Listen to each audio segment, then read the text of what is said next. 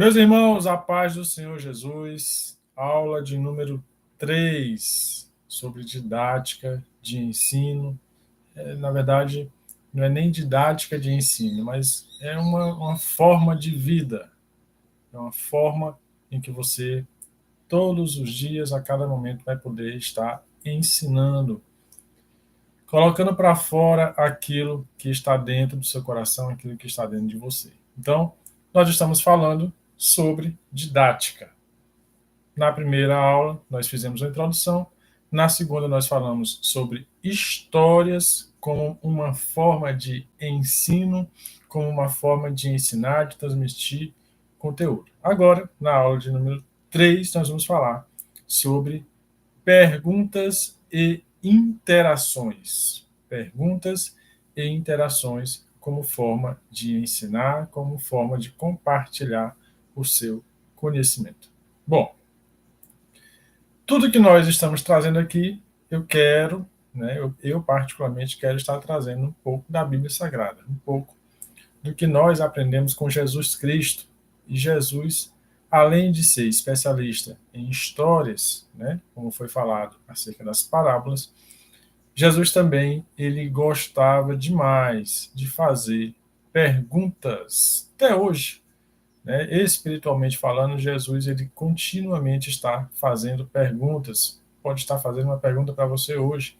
Se você não é cristão, ele pode estar lhe perguntando: você quer seguir a Jesus? Ou se você é cristão, você está verdadeiramente convertido ao Senhor, ao verdadeiro cristianismo? Então, Jesus ele sempre nos ensinou por meio de histórias e por meio de perguntas. E para você fazer com que as pessoas entendam a sua mensagem, você precisa perguntar. Você tem que criar um hábito de perguntar às pessoas acerca do que elas sabem, acerca do que elas querem aprender, acerca de como elas querem aprender, de como elas aprendem efetivamente. Então você precisa interagir com as pessoas que você lidera. Se você é um líder, se você é obreiro, você tem liderado. Se você é pai, você é mãe, você tem filhos e você precisa interagir com seus filhos. Você precisa interagir com a sua equipe para você entender as necessidades. Não tem como eu chegar, por exemplo, numa turma, numa sala de aula, e eu simplesmente despejar conhecimento, despejar conteúdo, sem eu saber pelo menos o nível que está a turma, o nível que está a sala. Pode ser que na primeira fileira tenha pessoas que estejam sabendo demais do assunto, talvez até mais do que eu. Mas lá no final, talvez não, talvez as pessoas não tenham um conhecimento básico acerca do conteúdo que eu esteja passando. Então eu tenho que fazer o quê? Nivelar. E como é que eu vou nivelar o conteúdo ou o conhecimento? Perguntando. Eu vou ter que chegar para as pessoas, interagir com elas, e essa interação eu faço principalmente por meio de perguntas. As perguntas são importantes para eu conhecer a outra pessoa. É importante para eu conhecer o público. Se você quer ensinar e quer fazer com que as pessoas lhe entendam, você precisa fazer com que as pessoas falem a real necessidade delas. Então, eu já assisti diversas aulas, onde o professor chegava e passava o conteúdo, o conhecimento, o estudo, mas ele não se preocupava se eu estava verdadeiramente retendo o assunto. O que é reter o assunto? É guardar, gravar. Não estava sendo gravado. Por quê? Porque ele estava falando em um nível mais elevado do que o meu. Ele estava falando num nível elevadíssimo e eu não estava entendendo nada. Então, é preciso que haja esse equilíbrio entre o que eu vou passar e o que você, daí para cá, entende. Não tem como a gente ensinar. Por exemplo, eu tenho uma filha de 5 anos, 5 anos de idade. E quando eu vou ensinar para ela alguma coisa, eu tenho que observar, claro, além da faixa etária, da idade, o conteúdo do conhecimento. Será que vale a pena ensinar aquilo para uma criança de 5 anos? Então, uma vez eu estava assistindo uma aula aqui de direito penal, e aí o professor falou o termo homicídio duplamente qualificado. E aí ela foi perguntar o que era aquilo. Aí vocês acham, eu, como professor da minha filha, treinador, como alguém que está ali para ensinar, valia a pena eu explicar o que era homicídio duplamente qualificado? Não valia a pena.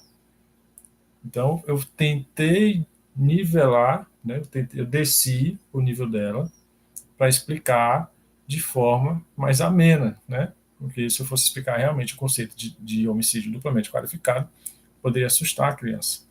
Então, a mesma forma a gente tem que fazer quando vai passar um conteúdo, vai passar um conhecimento. Nós temos que nivelar a turma.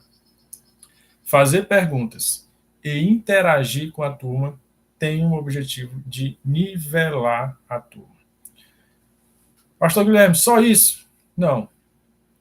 Você vai interagir com a turma para também fazer com que a turma lhe ouça, para que a turma lhe dê atenção. Se as pessoas não estão lhe ouvindo, não estão lhe dando atenção, elas não vão aprender, meu amigo. Elas não vão aprender. E para aprender, elas têm que estar fixa, com um olhar fixo em você.